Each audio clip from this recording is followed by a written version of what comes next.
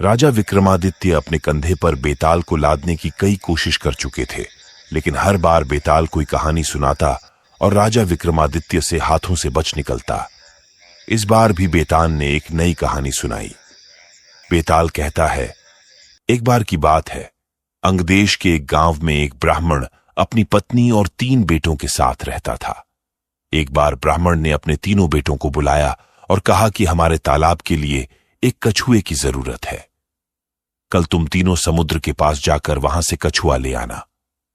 तीनों ने हां कर दी और दूसरे दिन तीनों माता पिता का आशीर्वाद लेकर समुद्र की ओर चल दिए।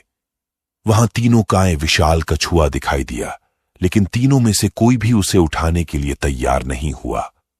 उनमें से सबसे ज्येष्ठ भाई बोला, मैं कछुए को नहीं उठाऊंगा, इससे बहुत गंदी बदबू आ रही है।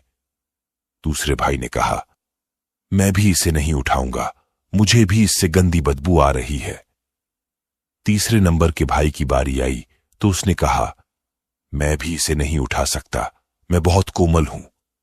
तीनों में बहस शुरू हो गई और यह मामला राज दरबार तक पहुंच गया।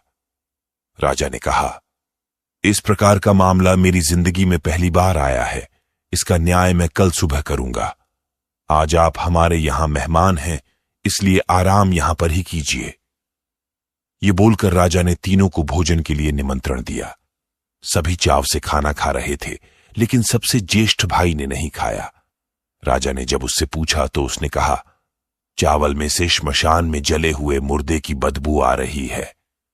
राजा ने इस बात का पता किया तो मालूम हुआ कि चावल किसी श्मशान के पास के खेत से लाए गए हैं।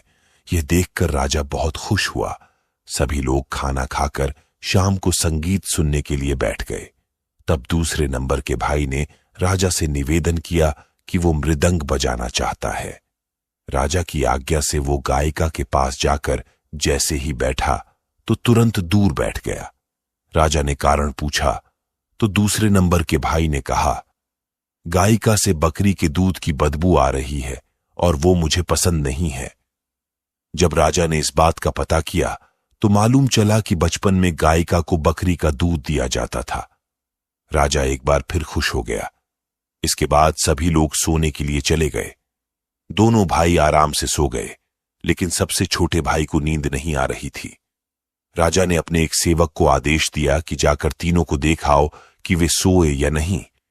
सेवक गया तो उसने देखा कि सबसे छोटे भाई के अलावा बाकी दोनों सो गए हैं।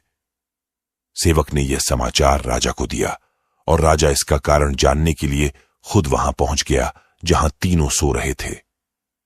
राजा को देखकर तीनों उठ बैठे। राजा ने सबसे छोटे वाले भाई से पूछा, आपको नींद क्यों नहीं आ रही? तब वह बोला, मुझे इस बिस्तर पर कुछ चुभ रहा है। यह सुनकर सेवक ने तीनों के बिस्तर की छानबीन की तो उन्हें कुछ नहीं मिला। तब सबसे छोटे भाई ने सभी बिस्तर को अलग किया और वहां पर एक बाल था। उसने अपना कुर्ता उतारा। सबने देखा कि उस बाल का निशान उसकी पीठ पर बना हुआ था। राजा यह देखकर हैरान हुआ और खुश भी। दूसरे दिन राजा ने न्याय के लिए तीनों को बुलाया। उसने सबसे छोटे वाले को इनाम दिया और बाकी 2 को कुछ सोने के सिक्के दिए। राजा ने कहा, आप तीनों में अलग अलग खूबी है और मैं आप तीनों से बहुत खुश हूं। मैं अपने सैनिकों को भेजकर कछुआ आपके घर भिजवा दूंगा। इतना कहकर बेताल ने विक्रम से पूछा, बताओ तीनों भाइयों में से सबसे अधिक नाजुक कौन था? तब विक्रम बोला, सबसे छोटा भाई, क्योंकि हो सकता है कि दोनों ज्येष्ठ भाइयों ने अपने नाजुक होने का दिखावा किया हो, लेकिन सबसे छोटा भाई कितना कोमल है, ये तो राजा ने खुद आंखों से देखा। विक्रम का सही जवाब सुनकर बेताल ने उसकी तारीफ की और अपनी शर्त के अनुसार वापस वन चला गया। कहानी से सीख, कभी भी उन गुणों को उजागर नहीं करना चाहिए जो हम में नहीं है।